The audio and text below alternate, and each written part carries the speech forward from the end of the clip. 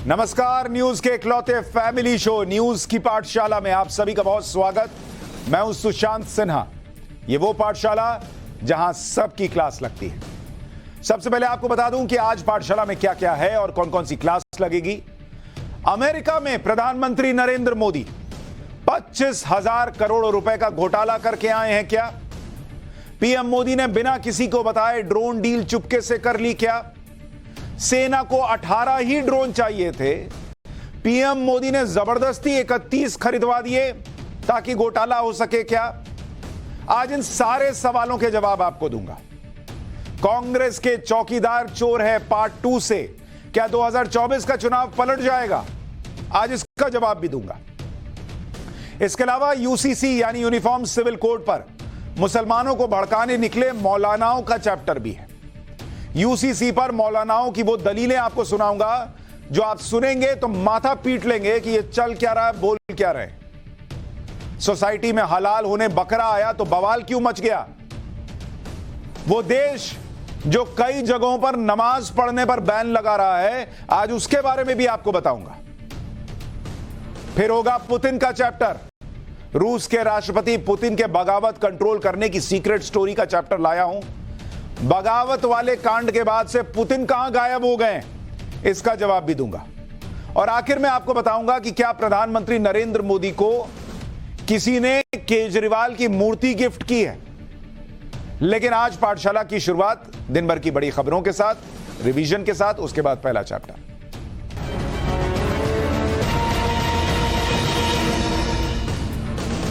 उत्तर प्रदेश के देवबंद में भीम आर्मी के चीफ चंद्रशेखर आजाद के काफिले पर कुछ लोगों ने फायरिंग कर दी। इस हमले में चंद्रशेखर आजाद घायल हो गए। फायरिंग के दौरान एक गोली चंद्रशेखर आजाद को भी छूकर निकली। उन्हें इलाज के लिए देवबंद के अस्पताल में भर्ती कराया गया है। जिस समय हमला हुआ उस वक्त चंद्रशेखर दिल्ली से अपने घर लौट रहे थे। हमलावर हरियाणा नंबर की कार में आए थे। संसद का मॉनसून सत्र जुलाई के तीसरे हफ्ते में शुरू हो सकता है। सूत्रों के हवाले से खबर है कि मॉनसून सत्र 17 जुलाई से 10 अगस्त तक चल सकता है।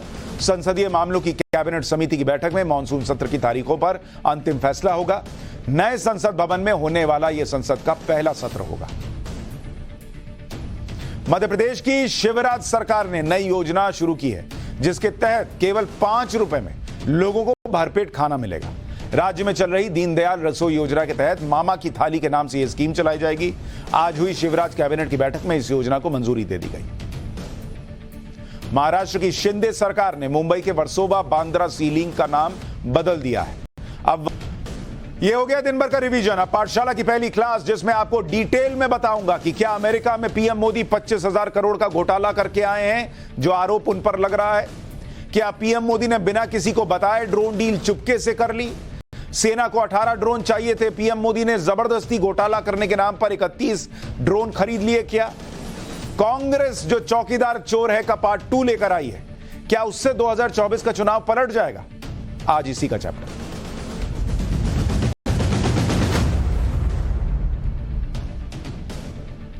प्रधानमंत्री नरेंद्र मोदी के खिलाफ विपक्ष को जब कोई मुद्दा नहीं मिलता तो वो फिर से वैसे ही मुद्दे निकाल कर लेकर आते हैं जिस तरह के मुद्दों पर वो चुनाव में नरेंद्र मोदी से ऑलरेडी पिट चुके हैं। मतलब आप नरेंद्र मोदी को, अगर आप ये सोचिए कोई क्रिकेट मैच चल रहा है और आप कोहली को आउट नहीं कर पा रहे हैं तो आप जबरदस्ती वही स्लोअर बॉल डाल रहे हैं जिस पर वो छक्के मारते हैं। अरे भैया नहीं आउट हो रहे स्लोअर बॉल पे तो जबरदस्ती क्यों फेंक रहे हो? विपक्ष भी नरेंद्र मोदी के साथ यही कर रहा है। जब पता है कि उनकी छवि बेदाग है तो फिर जबरदस्ती उसी पिच पर खेलने क्यों जाते हो? लेकिन वो फिर ले आए हैं चौकीदार चोर है पार्ट 2 टाइप का। जैसे आप देखिए कि 2019 के चुनाव से पहले कांग्रेस रफेल चिल्ला रही थी ना, उसी में ना तो कह रहे थे चौकीदार चोर है। खत्म हो गया मामला।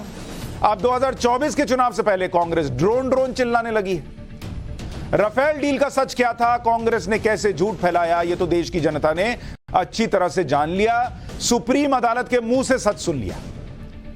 और प्रधानमंत्री नरेंद्र मोदी को 2019 में जनता ने 303 सीटें भी दे दी। लेकिन अब जब 2024 से पहले कांग्रेस को नरेंद्र मोदी के खिलाफ कोई मुद्दा नहीं मिल रहा तो वो रफेल जैसे एक और मुद्दे को लेकर आ गई। कांग्रेस ने उन प्रीडेटर ड्रोन की डील पर शंका और भ्रम का माहौल बनाना शुरू किया जिन प्रेडेटर ड्रोन की डील प्रधानमंत्री नरेंद्र मोदी अमेरिका से करने जा रहे हैं। जिन ड्रोन की डील पर अभी प्रधानमंत्री नरेंद्र मोदी के अमेरिका दौरे में बहुत चर्चा हुई थी, मन बनाया गया कि हां ये डील करेंगे बॉस। प्रधानमंत्री जब अमेरिका में ही थे और ड्रोन डील की चर्चा ही चल रही थी, यही वो ड्रोन है जिसकी फोटो आपको दिखा रहा हूं, तो जब वो वहीं पे थे और वहीं पे चर्चा चल रही थी कि ड्रोन खरीदना है, तभी कांग्रेस और विपक्ष के कुछ लोग ड्रोन डील के पीछे पड़ गए थे और अलग अलग तरह की बातें फैलाकर ड्रोन डील के खिलाफ माहौल बनाने लगे थे। अब जब प्रधानमंत्री अमेरिका से वापस आकर विपक्ष की क्लास लगा रहे हैं, तो 2024 का एजेंडा सेट कर रहे हैं, तो कांग्रेस अपना नैरेटिव बनाने के लिए ड्रोन डील की बातें लेकर आ गई और इस तरह की बातों से भ्रम का माहौल बना रही है। जो बातें असल में कितनी सही हैं, आज हम इसका टेस्ट करके आपको फैक्ट्स के साथ बताएंगे। भाई, नरेंद्र मोदी ने 25,000 करोड़ का घोटाला किया या नहीं अमेरिका में, आपको सारे फैक्ट्स बता दूंगा, आपको पता चल जाएगा किया या नहीं किया। लेकिन सबसे पहले आपको बताता हूं कि आज कांग्रेस ने ड्रोन डील को लेकर कहा क्या है। अमेरिका से हुए ड्रोन डील को लेकर कांग्रेस ने आज पूछा कि अमेरिका से प्रेडेटर ड्रोन लेने के लिए 4 गुना ज्यादा पैसे क्यों दिए जा रहे हैं। तो पहला आरोप यह है कि नरेंद्र मोदी 4 गुना ज्यादा कीमत देकर यह ड्रोन खरीद रहे हैं, और यह आरोप याद रखिएगा क्योंकि एक एक का जवाब दूंगा अभी आपको। सीसीएस की मीटिंग क्यों नहीं हुई, सीसीएस क्या होता है यह भी बताऊंगा, और इसकी मीटिंग क्यों नहीं हुई यह भी बताऊंगा। डील करने की जल्दी क्या थी यह भी पूछ रहे हैं। 18 ड्रोन की जरूरत थी तो 31 क्यों खरीदे जा रहे हैं। ड्रोन की सीधी खरीद हो रही है तो मेक इन इंडिया का क्या होगा। टेक्नोलॉजी ट्रांसफर क्यों नहीं हो रहा है, इस पर प्रश्न पूछे जा रहे हैं। यह मोटे तौर पर आपको पॉइंट्स बता दिए और अभी इन्हीं सारे पॉइंट्स का एक एक करके फैक्ट आपके सामने रखूंगा।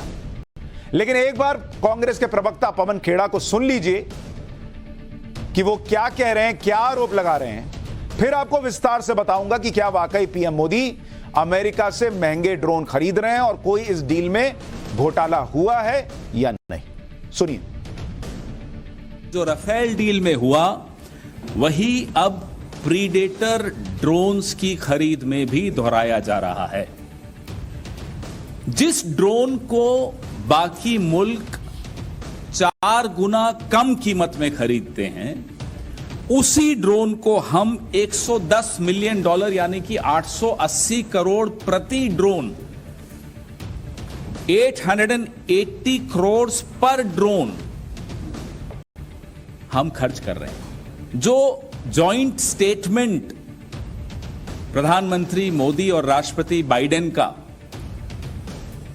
आया था, उसमें पॉइंट नंबर 16 आप अगर देखेंगे तो उसमें आपको इन ड्रोन्स के बारे में जिक्र मिलेगा। 4 गुनी कीमत पे हम खरीद रहे हैं, इससे 4 गुनी कम पे बाकी देशों ने यही ड्रोन इसी कंपनी से खरीदा। पवन खेड़ा कह रहे हैं जो राफेल के मामले में हुआ था वही इस ड्रोन के मामले में हो रहा है। राफेल के मामले में क्या हुआ था? कोर्ट ने कहा था कि कुछ नहीं हुआ, सही डील है। तो इसका मतलब वो खुद ही कह रहे हैं कि ड्रोन के मामले में भी डील सही होगी, लेकिन फिर भी वो विपक्ष में है, सवाल उठा रहे हैं। हम उन सवालों के जवाब आपको फैक्ट्स के साथ देते हैं। सबसे पहली बात करते हैं ड्रोन की कीमत की, जिसके बारे में कहा जा रहा है कि उसे ज्यादा कीमत पर खरीदा जा रहा है, 4 गुना ज्यादा कीमत पर खरीदा जा रहा है। पहले जरा इस ड्रोन डील के बारे में समझ लीजिए कि ये ड्रोन डील हो रही है नहीं हो रही है, अभी किस स्टेज में, तब ना आप कीमत पर आइएगा। जो ड्रोन डील है, ड्रोन डील, इसमें 31 ड्रोन खरीदे जाने हैं, 31 ड्रोन, और इसके लिए कितनी कीमत दिए जाने की बात कांग्रेस पार्टी कर रही है कि 3.1 बिलियन डॉलर की डील नरेंद्र मोदी करके आ गए। ये कांग्रेस कह रही है, इज इक्वल टू, अगर आप कहिए इसको रुपए में, तो 25,000 करोड़ रुपए। मतलब यही वो 25,000 करोड़ रुपए हैं किसका जिक्र हो रहा है कि भैया यहां गड़बड़ी की है नरेंद्र मोदी ने। अच्छा, राफेल मामले में तो एक किरदार भी लाए थे कि किसी अनिल अंबानी को फायदा पहुंचाने के लिए घोटाला किया। इसमें तो कोई किरदार भी नहीं दिखा रहे, कह रहे हैं कि बस कर दिया। तो इस हिसाब से अगर आप निकालिएगा तो एक ड्रोन की कीमत जो है वो, अगर ये कीमत है 25,000 टोटल डील की, तो एक ड्रोन की कीमत 880 करोड़ रुपए बैठ रही है। जो पवन खेड़ा कह रहे थे। अब आपको चीजें समझाता हूं। पहली बात तो यह समझ लीजिए कि यह जो कीमत बताई जा रही है, इस कीमत पर डील हुई नहीं। अरे डील तो तब होगी ना भाई जब फाइनल हो गया कि हां इतने में ले रहे हैं। यह जो आप 880 करोड़ रुपए सुन रहे हैं, यह अनुमानित कीमत है जो अमेरिका की ड्रोन कंपनी ने बताई है। अभी इसमें कोई डील हुई नहीं है। सच्चाई यह है कि अमेरिका की कंपनी ने जो कीमत बताई है वो फाइनल नहीं है, जैसा कि कई जगह होता है। आप भी कोई घर खरीदने जाते हैं, कोई कहता है हाँ 5 करोड़ का घर है, अरे इतना रेट चल रहा है, कम करो। करते करते करते आप कितने में घर लेते हैं? कम कराते हैं ना। अरे घर छोड़िए, कपड़ा खरीदने जाते हैं, कोई सामान सब्जी हमारे यहां खरीदने जाते हैं, लोग कम कराते हैं। 20 रुपए किलो दे रहे हो भाई, 12 रुपए में मिल रहा है, अच्छा लीजिए 15 में ले लीजिए। जब सब्जी हम लोग नहीं खरीदते बिना मोल भाव किए, ड्रोन खरीद लेंगे बिना मोल भाव के। और हर बार हर डील में एक पहली शुरुआती कीमत तो बताई जाती है, वही शुरुआती कीमत जो कंपनी ने बताई उसको मान लिया, ये डील हो गई।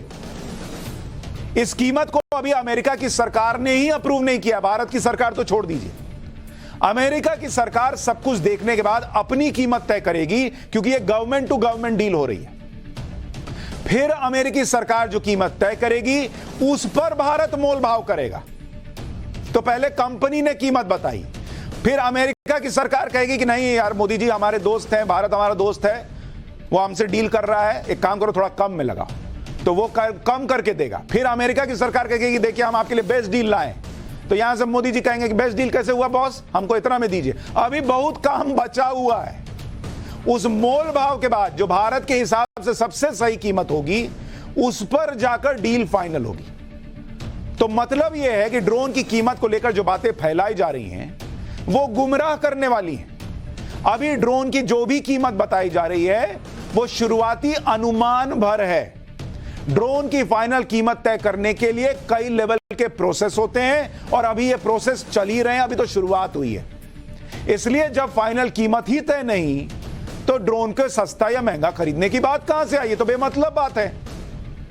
अरे भैया जब खरीदा ही नहीं, जेब से पैसा दिया ही नहीं, किसी ने कह दिया कि हाँ ये 5 रुपए का है, अभी मोल भाव हुआ ही नहीं, डील नक्की की नहीं, जेब से पैसा निकाला नहीं, तो कहां से डील हो गई? हर डिफेंस डील में ऐसा ही होता है। पहले सामने वाला कुछ बताता है, फिर आप उसमें नेगोशिएट करते हैं, फिर 10 राउंड की नेगोशिएशन चलती है, ये नहीं वो नहीं, इतना सामान लेंगे, इसमें ये हथियार लगेगा नहीं लगेगा, तब जाके डील होती है, तब फाइनल कीमत आती है। यही नाटक ये लोग किए थे राफेल में भी, गया महंगा ले लिए, बाद में पता चला कि क्या क्या उसमें हथियार लगा था इसलिए महंगा हुआ, और वो भी बल्क में खरीदिए तो सस्ता ही पड़ा था। ड्रोन की कीमत को लेकर चल रही अटकलों पर सरकार ने भी यही कहा कि ड्रोन खरीदने के लिए फॉरेन मिलिट्री सेल्स यानी FMS रूट के तहत अमेरिकी सरकार को अभी लेटर ऑफ रिक्वेस्ट भेजा जाएगा, अभी तो भेजा भी नहीं गया है। इस रूट के तहत की जाने वाली मिलिट्री डील सरकार और सरकार के बीच होती है, सरकार और कंपनी के बीच भी नहीं हो रही कि कोई घोटाला हो जाए, सरकार और सरकार के बीच डील चल रही है। सरकार और कंपनी के बीच नहीं होती इस तरह की डील, सब दो सरकारों के स्तर पर होता है। इस लेटर ऑफ रिक्वेस्ट में तीनों सेनाओं की जरूरत, हथियारों की डिटेल और डील की शर्तों के बारे में अमेरिका को बताया जाएगा। अभी फिर अमेरिकी सरकार और रक्षा मंत्रालय डील से जुड़ा letter of offer and acceptance final करेंगे, जिसके तहत जो हथियार मिलेगा उसकी डिटेल और किन शर्तों पर मिलेगा उस पर मोलभाव होगा और डील FMS प्रोग्राम के तहत फाइनल होगी। इसमें इस पर भी चर्चा होगी कि अमेरिकी सरकार या ड्रोन बनाने वाली कंपनी ने दूसरे देशों को यही ड्रोन कितने दाम पर बेचे हैं। यह सब नेगोशिएशन टेबल पर होगा कि भाई तुमने तो उसको उतने में दिया, हमको इतने में कैसे दे रहे हो। यह सब बैठ के अभी होगा। इतना काम बचा हुआ है और कांग्रेस ने सेट कर दिया ना, 25,000 करोड़ में मोदी जी खरीद के चले आए। अरे यार, इतना साल कांग्रेस सत्ता में रही है, उसको पता नहीं होगा कि कैसे डील होती है, कैसे डिफेंस डील होती है। लेकिन ये फिर वही चौकीदार चोर है पार्ट 2 बनाने के चक्कर में फिर वही होगा जो राफेल में हुआ था, मुंह की खाएंगे, क्योंकि फैक्ट्स कुछ और ही कह रहे हैं। मोटे तौर पर इसको सिंपल एग्जांपल से ऐसे समझिए कि अगर कोई लड़का या कोई लड़की है और उसके पीछे परिवार वाले पड़े हुए थे कि ब्याह कर लो ब्याह कर लो ब्याह कर लो, तो अब जाकर उसने हामी भरी है कि ठीक है, आप जो लड़का या लड़की बता रहे हैं मैं उससे मिलने को तैयार हूं। अभी मीटिंग की बात तय हुई, अभी रोका भी नहीं हुआ है, शादी तो बहुत दूर की बात है। अभी मिलेंगे, 10 राउंड मिलेंगे, बात होगी कि मैं कहां सेटल करना चाहता हूं, तुम कहां नौकरी करना चाहती हो, हम कितने बच्चे चाहते हैं, हम कैसा घर चाहते हैं, हम परिवार में कैसा माहौल चाहते हैं, तब जाकर फाइनल होगी शादी। लेकिन कांग्रेस ने अभी मिलने के नाम पर ही कह दिया कि अरे देखिए देखिए क्या हो गया, बिना किसी को घर में बताए शादी कर दी। यह भी कहा जा रहा है कि यूके, स्पेन, ताइवान, इटली ने यही ड्रोन 4 गुना कम कीमत पर खरीदा है, जबकि हम इसे महंगा खरीद रहे हैं। मैं आपको ऑस्ट्रेलिया का उदाहरण बताता हूं। एक तो हमारा रेट ही अभी तय नहीं है, फिर भी आप ऑस्ट्रेलिया का उदाहरण सुनिए। ऑस्ट्रेलिया का उदाहरण यह कहता है कि अप्रैल 2021 में, अप्रैल 2021 में ऑस्ट्रेलिया ने क्या किया, कहा हमको 12 ड्रोन चाहिए, यही वाले ड्रोन जो हम खरीदने की बात कर रहे हैं, प्रीडेटर ड्रोन। तो अमेरिका से ड्रोन की डील कर ली, और ये डील कितने में की? एक ड्रोन की कीमत जो ऑस्ट्रेलिया को पड़ रही है, आपको पता है कितने की है? उसको 1066 करोड़ रुपए की डील पड़ रही है एक ड्रोन की। और हमारी तो अभी डील फाइनल भी नहीं हुई, और वो 880 करोड़ बता रहे हैं और कह रहे हैं महंगी। अरे भाई, ये कहां महंगी है, तो सस्ती है ऑस्ट्रेलिया वाली से। लेकिन फिर भी अभी इससे नीचे जाएगी कीमत, क्योंकि अभी बहुत नेगोशिएशन होगा। लेकिन अगर इसी को फाइनल कीमत भी माने तो ऑस्ट्रेलिया जो डील करके बैठा है उससे सस्ते में इंडिया खरीद रहा है। लेकिन यही तो दिक्कत है कि 1 साल के अंदर ऑस्ट्रेलिया ने डील को कैंसिल कर दिया। ये जो डील की रकम बताया, ये भी आगे नहीं बढ़ पाई। देखिए कितने राउंड होते हैं। 1 साल के अंदर ऑस्ट्रेलिया ने डील को कैंसिल कर दिया, क्योंकि ड्रोन की कीमत उन्हें ज्यादा लग रही थी। तो अगर भारत को लगेगा कि अमेरिका उसे ज्यादा कीमत पर ड्रोन बेच रहा है, तो वो भी इस डील को कैंसिल कर सकता है। तो ऑस्ट्रेलिया ने डील ही पहले भारत की कीमत से ज्यादा की थी, जो अभी भारत ने फाइनल भी नहीं की, और वो भी कैंसिल हो गई। तो भारत कौन सा जो है वहां पर अपना रुमाल जो है वो छोड़े आया कि नहीं अब तो कुछ नहीं होगा, या पेमेंट कराया, एडवांस पेमेंट थोड़ी किए हैं। नहीं लगेगा कि नहीं बन रहा तो छोड़ देंगे। अब दूसरी बात यह कही जा रही है कि सीसीएस की बैठक नहीं हुई। अब सीसीएस क्या होता है? सीसीएस के बारे में पहले सुनिए। सीसीएस का मतलब होता है कैबिनेट कमिटी ऑन सिक्योरिटी, यानी रक्षा के मामलों में कैबिनेट की समिति। इस समिति में देश की सुरक्षा से जुड़े अहम निर्णय लिए जाते हैं, जिसमें बड़े रक्षा सौदे भी शामिल होते हैं। जब भी दूसरे देश से बड़े रक्षा सौदे किए जाते हैं तो उस सौदे की फाइनल मंजूरी और फाइनल कॉस्ट सीसीएस अप्रूव करता है, फाइनल कॉस्ट अप्रूव करता है। अब आप सीसीएस के सदस्यों को भी देख लीजिए, इसमें होता कौन है। एक तो प्रधानमंत्री होते हैं, दूसरा गृह मंत्री होते हैं, तीसरा रक्षा मंत्री होते हैं, फिर विदेश मंत्री होते हैं, और वित्त मंत्री इसमें शामिल होते हैं। ये पांचों कोई ऐसे नेता हैं क्या जो अगर सरकार डील करना चाहेगी तो नहीं करने देंगे? तो सीसीएस से छुपाने का मतलब क्या? जयशंकर साहब तो साथ में गए हुए थे, अमित शाह तो कहा जाता है नरेंद्र मोदी की परछाई हैं, राजनाथ सिंह कौन सा डील के लिए मना कर देते? तो क्या छुपाने का मतलब था? ये तो वैसे ही समझ में नहीं आता। इसके अलावा एनएसए और कैबिनेट सचिव, रक्षा सचिव भी सीसीएस की मीटिंग में मौजूद रहते हैं। तो सीसीएस से छुपाने का तो कोई मतलब ही नहीं। कोई विपक्षी नेता थोड़ी है उसमें जो मना कर देगा कि नहीं नहीं ये तो नहीं होना चाहिए, उसका अपना फायदा हो, नहीं हो तो अलग बात है। मतलब एक बात कह रहा हूं, कहा यह जा रहा है कि सीसीएस की मीटिंग के बिना यह डील कर ली गई। अब इसकी सच्चाई भी सुनिए। अभी तक डील फाइनल ही नहीं हुई है, जो मैं आपको बार बार बता रहा हूं। डील प्रोसेस में केवल कंपनी की तरफ से एक अनुमानित रकम आई है। अभी तक फाइनल रकम पर कोई ऑफिशियल बात ही नहीं हुई है, ना कोई मोलभाव हुआ है। यानी डील की कीमत को लेकर जो लंबी प्रक्रिया है, अभी उसका पहला चरण चल रहा है। सीसीएस से मंजूरी लेने की बात तब आती है जब खरीद से पहले की सारी बुनियादी प्रक्रियाएं पूरी कर ली जाती हैं। और अगर सीसीएस से अप्रूवल की ही बात है तो प्रधानमंत्री नरेंद्र मोदी के लिए सीसीएस की बैठक बुलाना कोई बड़ी बात तो थी नहीं। वो तुरंत बैठक बुला लेते और डील को मंजूरी दे देते लोग। लेकिन इससे पहले की जो प्रक्रिया होती है उन सभी का पालन भी करना होता है।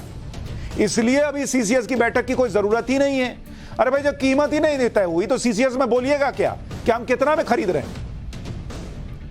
जब लड़का लड़की आपस में अभी मिल ही रहे हैं, उनका मन ही नहीं बना कि शादी करेंगे कि नहीं, फूफा चाचा मामा मौसी को क्या बताएंगे कि इनकी शादी कहां कर रहे हैं और क्या कर रहे हैं। जब तय हो जाएगा, लड़का लड़की कह देंगे कि हाँ भाई हमारी डील हो गई, अब हम करेंगे शादी, हमने मन बना लिया, तब ना परिवार को बताएंगे। यही प्रक्रिया होती है। उसी तरह से डिफेंस डील में होता है कि सब फाइनल हो गया, कीमत इतनी तय हो गई, तब आप बताते हैं कि देखिए बॉस हम इतना इतना खरीद रहे हैं, इतना पैसा लग रहा है, आप बताइए क्या करना। तो कहते हैं आज ठीक है खरीद लो, नहीं खरीदो। तो ये होता है। जब वो हुआ ही नहीं, पहला प्रोसेस चल रहा है, सीसीएस की बैठक क्यों नहीं बुला रहे? कहां से बुला ले? आपने बोल दिया इसलिए बुला ले। क्योंकि भारत ने अभी ड्रोन खरीदने पर सिर्फ सहमति जताई, तो यह मामला भी खत्म हो गया कि सीसीएस की बिना बैठक बुलाए अपने मन से कर ली। किसी भी बड़ी डिफेंस डील में पूरी प्रक्रिया क्या होती है उसको समझिए। जब भी सेना को बड़े हथियारों की जरूरत होती है तो AON यानी एक्सेप्टेंस ऑफ नेसेसिटी रक्षा मंत्रालय को भेजा जाता है, यानी हमें जरूरत है यह बताया जाता है।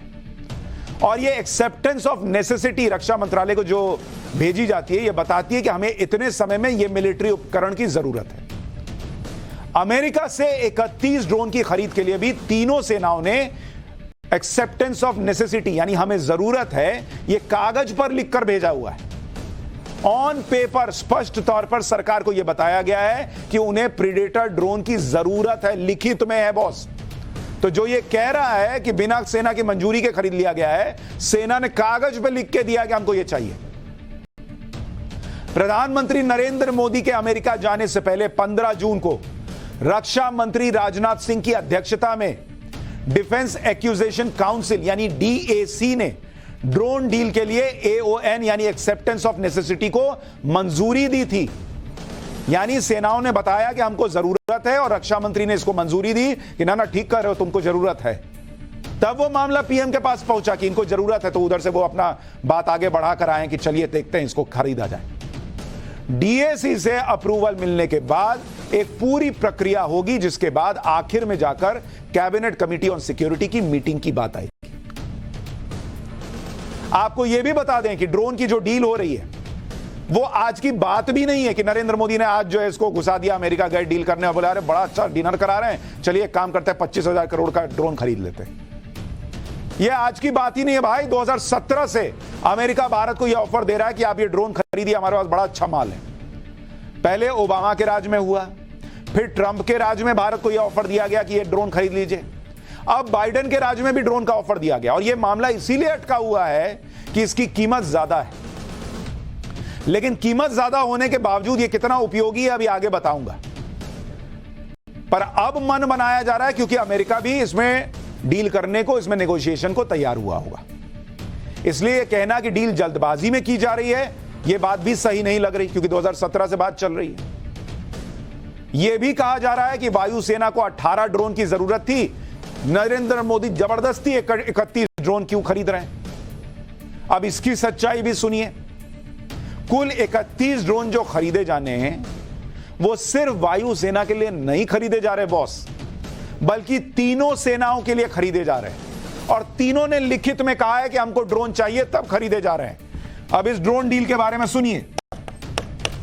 ड्रोन डील, किसने कितने ड्रोन की डिमांड की है सुनिए। एयरफोर्स के लिए कितने खरीदे जा रहे हैं? एयरफोर्स के लिए 8 स्काई गार्डियन खरीदे जा रहे हैं। 8 स्काई गार्डियन ये ड्रोन खरीदे जा रहे हैं। ये उसी का एक वेरिएंट है जो ड्रोन खरीदे जा रहे हैं। आर्मी के लिए भी यही 8 खरीदे जा रहे हैं जो वायुसेना के लिए खरीदे जा रहे हैं। और नेवी के लिए, उसके लिए 15 ड्रोन खरीदे जा रहे हैं, और उसको कहते हैं सी गार्डियंस, जो कि समुद्र की रक्षा करता है।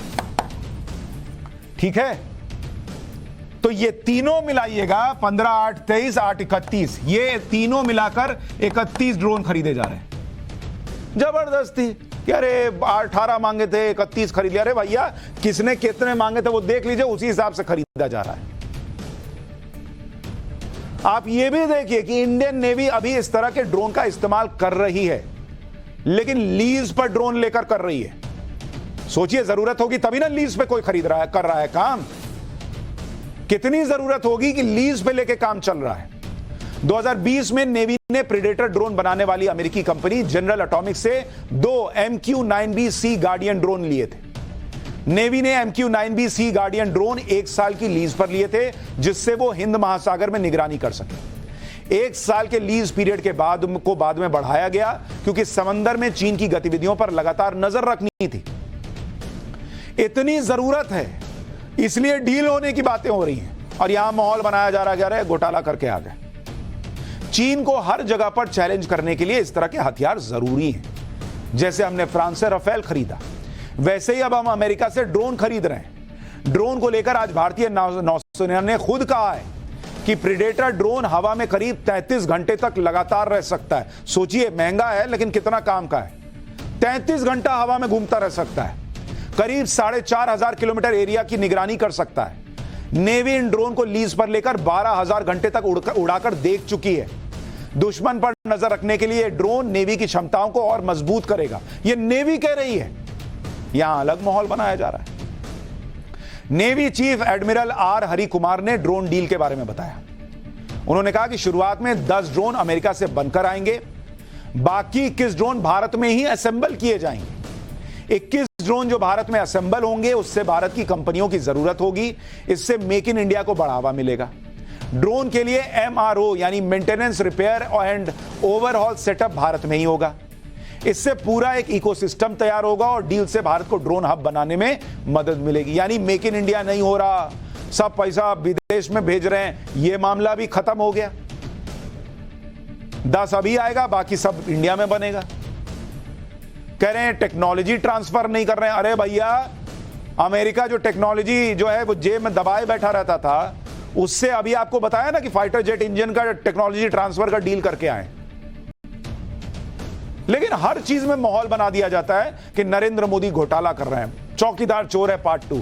बॉस, जैसे चौकीदार चोर है पार्ट 1 फेल हो गया था क्योंकि उस आरोप में फैक्ट्स नहीं थे, दम नहीं था, इसमें भी फैक्ट्स नजर नहीं आ रहे। तो आपका जैसे राफेल क्रैश कर गया था, राफेल वाला मुद्दा, वैसे ही ड्रोन वाला मुद्दा क्रैश कर जाएगा। पर करते रहिए, क्या कीजिएगा, देश की सुरक्षा भी कुछ होती है बॉस। खैर, पाठशाला में अब उन मौलानाओं का चैप्टर जो यूनिफॉर्म सिविल कोड पर मुसलमानों को भड़काने में लगे हैं। कल पीएम मोदी ने यही कहा था कि यूनिफॉर्म सिविल कोड को लेकर कई लोग मुसलमानों को भड़का रहे हैं, और मौलानाओं ने इसका विरोध करके पीएम की बात को सच साबित कर दिया।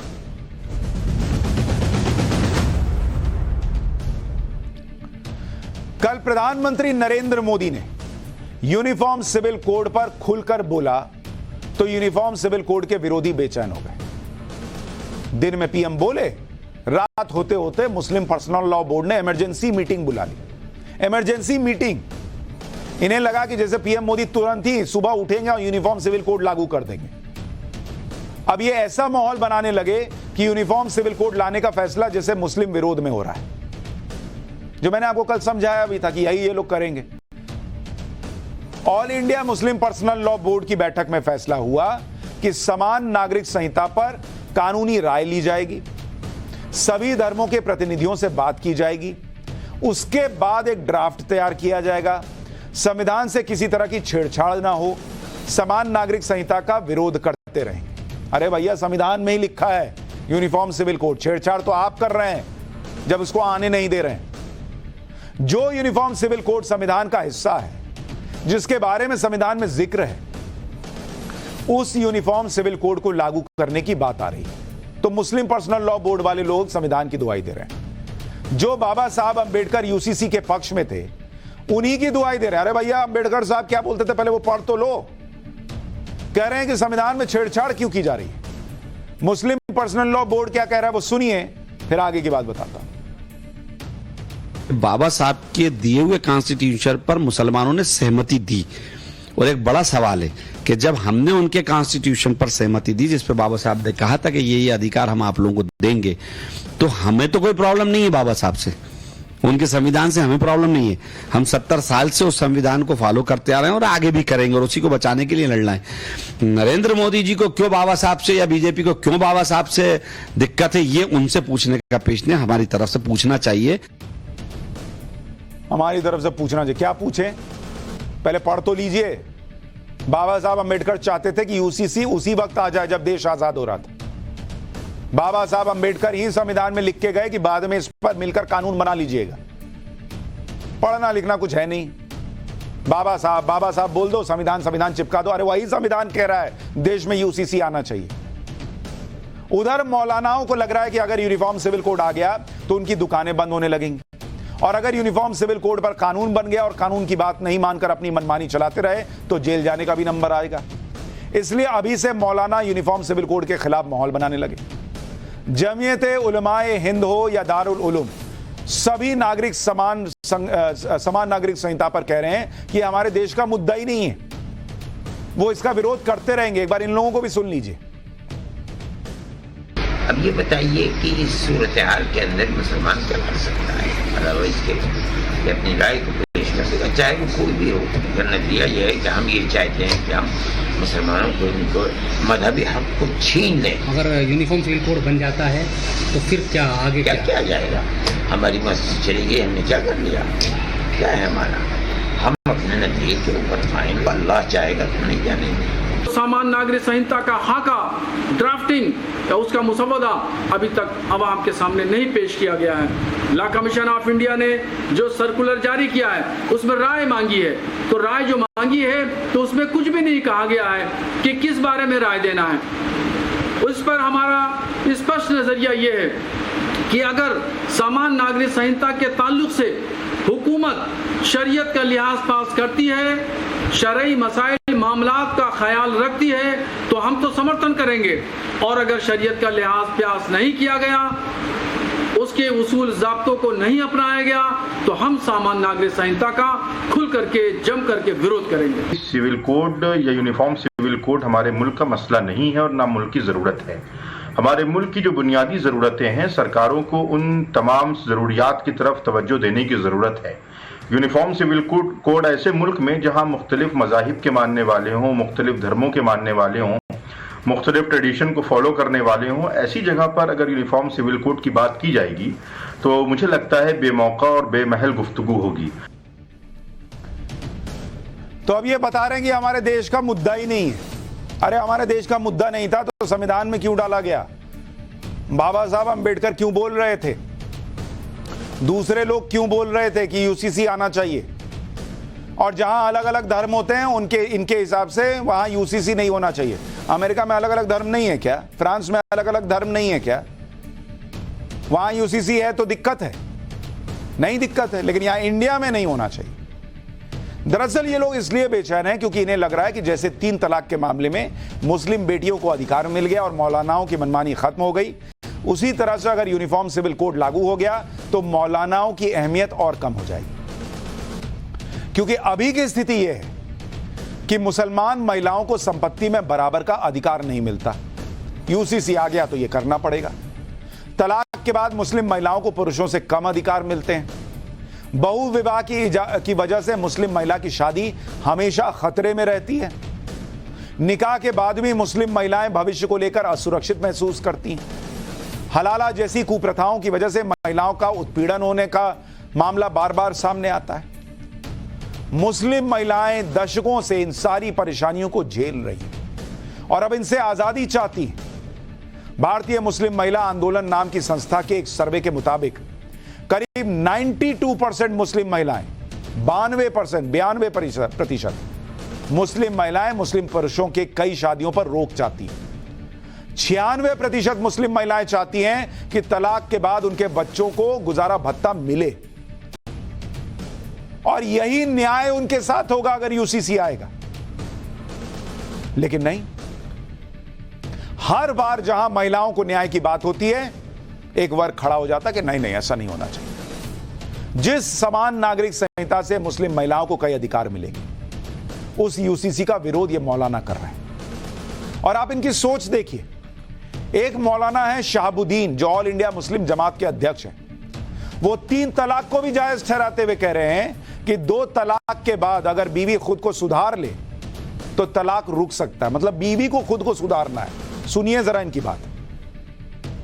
शरीयत का जो सिस्टम है वो सिस्टम ये है कि 3 तोहर में 3 तलाक़ें दी जाएंगी। यानी 3 तोहर का मतलब ये है कि 1 महीने में 1 तलाक, दूसरे महीने में दूसरी तलाक, दूसरी तलाक तक मियाँ बीवी का रिश्ता बना रहेगा, और तीसरी तलाक जब दी जाएगी तो मियाँ बीवी का रिश्ता ख़त्म हो जाएगा और वो दोनों लोग जो हैं वो अलग हो जाएंगे और अजनबी हो जाएंगे। इसमें शरीयत की मंशा ये है कि 2 तलाक़ों तक यानी 2 महीने तक हो सकता है बीवी में तब्दीली आ जाए, और जिन वजूहात की बुनियाद पर ये खटास पैदा हुई है, तलाक़ की नौबत आई है, ये ख़त्म हो जाए। यानी पहले ही मान लिया जाता है कि हर चीज बीवी की वजह से हो रही है, उसी को सुधारना है, उसी को हालात सुधारने हैं, खटास उसी की वजह से। 3 तलाक के खिलाफ तो मोदी सरकार कानून बना चुकी और अब बारी समान नागरिक संहिता की। देश की अदालतें भी कई बार यूसीसी की जरूरत पर टिप्पणी कर चुकी। 1985 में शाबानो केस में फैसला सुनाते हुए सुप्रीम कोर्ट ने कहा था कि संसद को एक समान नागरिक संहिता का ड्राफ्ट बनाना चाहिए 85 में, लेकिन तब राजीव गांधी सरकार शाबानो को ही न्याय नहीं दिला पाई। इतना घबराते थे वो लोग मुस्लिम वोट बैंक कहीं छिटक ना जाए, वो क्या समान नागरिक संहिता लाते, तो पड़ा रह गया। फिर 2019 में सुप्रीम कोर्ट ने कहा कि संविधान बने 63 साल हो गए लेकिन यूनिफॉर्म सिविल कोड पर कोई काम नहीं हुआ, जबकि संविधान के आर्टिकल 44 में इसका जिक्र है। ये कोर्ट कह रहा है।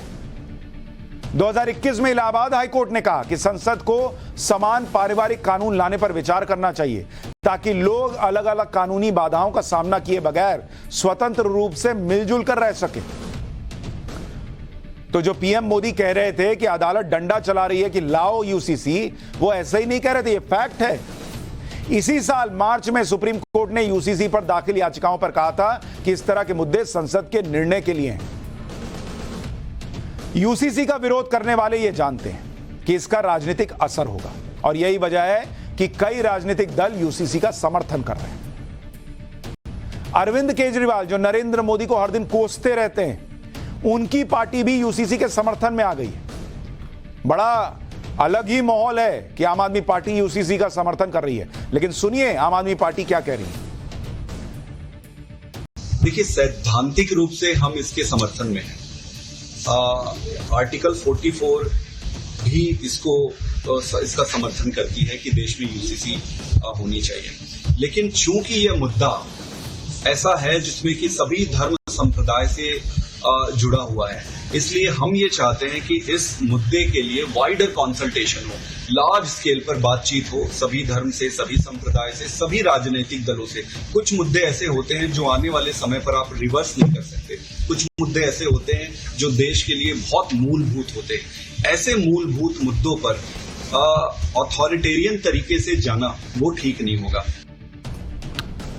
तो केजरीवाल की पार्टी चाह रही है कि समान नागरिक संहिता आ जाए, कई पार्टियां विरोध कर रही हैं। अच्छा, यूसीसी पर तो समान अधिकारों की बात है, लेकिन आप देखिए कि जो कानून सब पर बराबर लागू होते हैं, कई बार उनका भी पालन नहीं किया जाता। आपको मुंबई की एक घटना के बारे में बताता हूं, जहां बकरा हलाल करने को लेकर एक सोसाइटी में बड़ा बवाल हो गया। मुंबई में मीरा भयंदर रोड पर जेपी नॉर्थ में एक सोसाइटी में बकरीद से पहले तगड़ा हंगामा हो गया। सोसाइटी में रहने वाले एक परिवार पर आरोप लगा कि कुर्बानी के लिए 2 बकरे फ्लैट में लेकर चले आए। बकरों को फ्लैट में लाने की तस्वीरें सीसीटीवी में कैप्चर हो गई। ये देखिए, लिफ्ट से बकरे निकल रहे हैं, सफेद सफेद। जैसे ही सोसाइटी के लोगों को इस बात का पता चला कि अब सोसाइटी में फ्लैट में बकरे की कुर्बानी होगी, तो बकरों को सोसाइटी के फ्लैट में लाया गया है। इसको सुनते ही हंगामा शुरू हो गया। सोसाइटी के लोगों ने बकरों को लाने वाले परिवार से कहा कि वो बकरों को सोसाइटी के बाहर निकालें। इसी को लेकर जमकर हंगामा हुआ। सोसाइटी में रहने वालों का कहना है कि कुर्बानी के लिए बकरों को फ्लैट में लाना नियमों के खिलाफ है और वो इसी वजह से इसका विरोध कर रहे हैं। देखते ही देखते विवाद बढ़ता चला गया। सोसाइटी में भीड़ इकट्ठा होने लगी। वो बकरा भी सोच रहा होगा कि मैंने ऐसा क्या कर दिया भाई कि ये लोग लड़ने पे आ गए। कहा जा रहा है कि दोनों ही पक्षों ने फोन करके और लोगों को सोसाइटी में बुला लिया, जिसके बाद वहां धक्का मुक्की चलने लगी। एक बार सुनिए वहां क्या माहौल बन गया।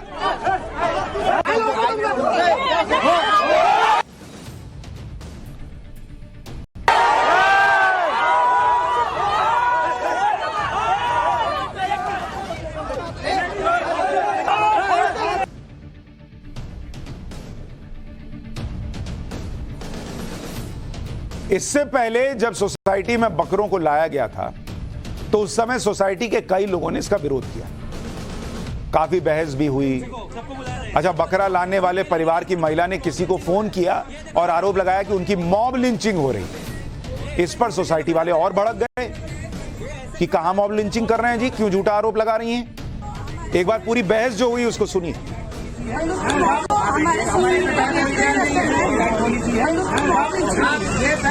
मॉब लिंचिंग सबको बुला रहे हैं, सबको देखो झूठ, ये लेडी का झूठ बोल रही है कि मॉब लिंचिंग हो रहा है। ये देखो, ये लेडी का झूठ बोल रही है मॉब लिंचिंग हो रहा है करके। यहाँ पे ये ऐसा ही झूठ ये लोग फैलाते हैं, ये ऐसा ही झूठ फैलाते, बोलते हैं मॉब लिंचिंग हो रहा है। तो मैडम कोने में खड़े होकर फोन पे बात करके कह रही हैं देखो मेरी मॉब लिंचिंग हो रही है। पब्लिक ने एक्सपोज कर दिया वीडियो बना के, देखिए कहां मॉब लिंचिंग हो रही है।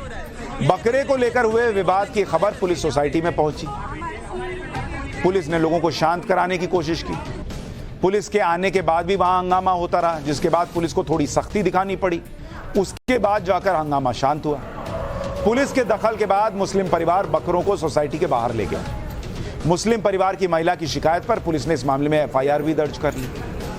इस मामले में मुस्लिम परिवार का कहना है कि उन्होंने सोसाइटी से कई बार इजाजत मांगी, लेकिन सोसाइटी की तरफ से ना तो हां कहा गया ना मना किया गया।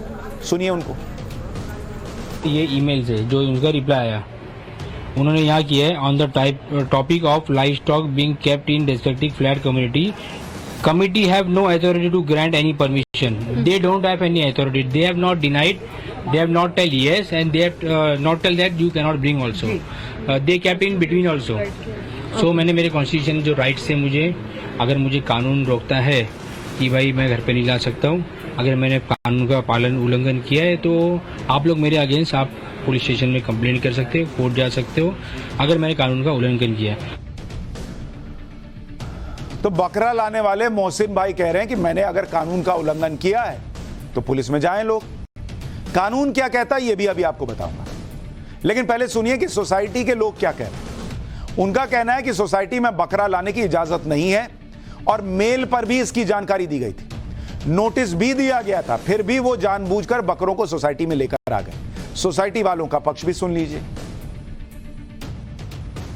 एक नोटिस नहीं, 4 बार नोटिस गया है, पुलिस के पास नोटिस गया हुआ है, प्रशासन के पास बोला हुआ है, कमिश्नर के पास, सबके पास नोटिस दिया हुआ है कि भाई यहाँ पे अलाउड नहीं है। उनको बाकायदा बोला गया है। उसके बाद जब वे लेकर आते हैं हम लेकर आएंगे, आप दिखा दो क्या करना है। देयर इज नो रूल, कोई रूल नहीं है कि यहाँ बकरे ला सकते हैं।